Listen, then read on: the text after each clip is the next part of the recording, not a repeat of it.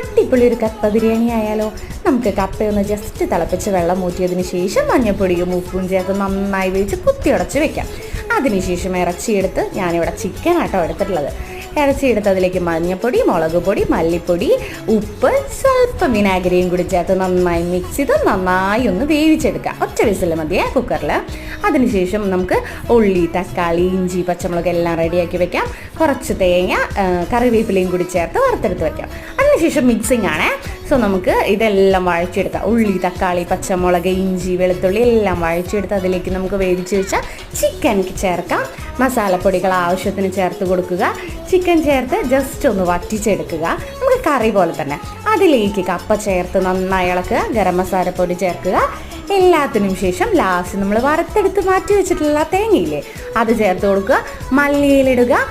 ചെറുതായിട്ട് അരിഞ്ഞെടുത്ത ഉള്ളിയും കൂടിയിട്ട് അടിപൊളി.